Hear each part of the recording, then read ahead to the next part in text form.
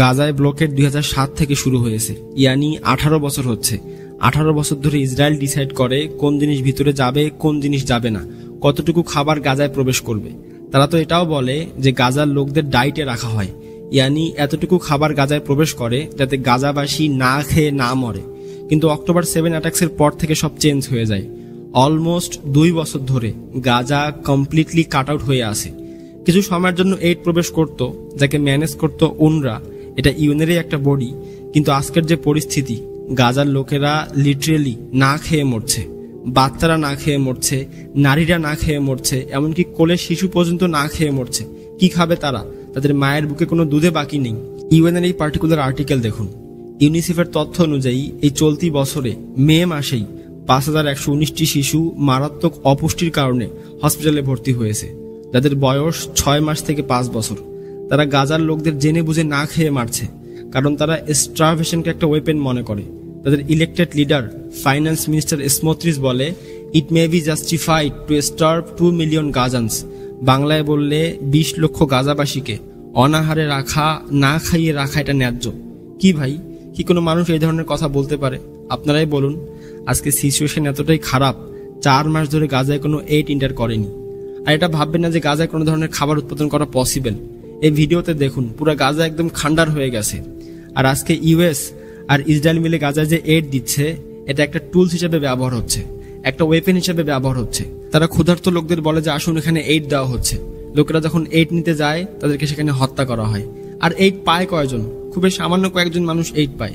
এমনও রিপোর্ট আছে তারা একদিকে এইড দেয়, অন্যদিকে লোক লাগিয়ে এইড ছিনতাই করে নেয়। এই ছোট বাচ্চার ভিডিওটা দেখুন, তার মাকে মেরে দেওয়া হয়, তার মা এইড নিতে গিয়েছিল।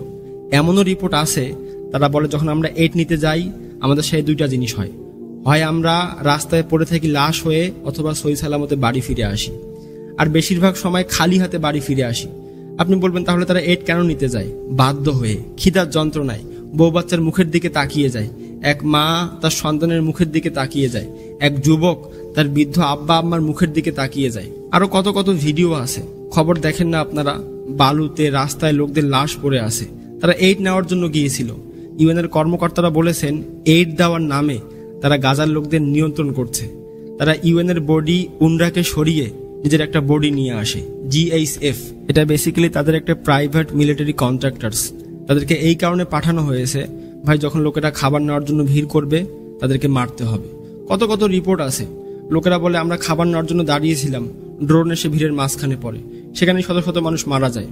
লোকেরা তাদের প্রিয়জনের বডি পার্ট কুড়ায় দাফন দেওয়ার জন্য। এইসব কথা বলতে আমাদের খারাপ লাগছে, কিন্তু বলতে হচ্ছে। প্রতিদিন শত শত মানুষ গানশট ইনজুরি হয়ে হসপিটালে ভর্তি হচ্ছে। তারা খিদার যন্ত্রণায় এইড নিতে গিয়েছিল। আমাদের কথা বিশ্বাস না হলে BBC রিপোর্টে দেখুন, প্রতিদিন কত কত ইনসিডেন্ট সেখানে হচ্ছে এই কন্ট্রোভার্সিয়াল এইড সিস্টেমের জন্য, যাকে 26 মে থেকে চালু করা হয়েছে। আর এখন পর্যন্ত 223 জন লোক মারা গেছে। আর প্রতিদিন তো 50 জন 100 জন লোক করে মারা যায়।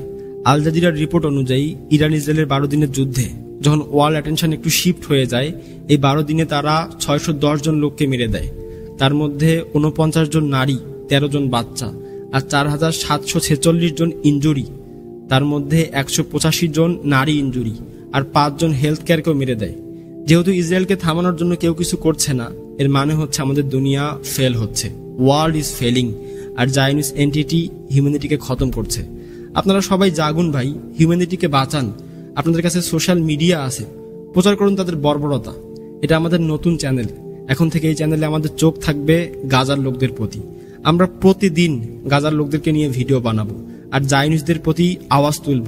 আমরা আপনাদের কাছে একটা রিকোয়েস্ট করব, প্লিজ আপনারা ভিডিওটা আপনাদের বন্ধু বান্ধবের সাথে হোয়াটসঅ্যাপে মেসেঞ্জারে শেয়ার করুন। প্লিজ ভিডিওটা শেয়ার করে আমাদের সাহায্য করুন ভিডিওগুলো বানাতে।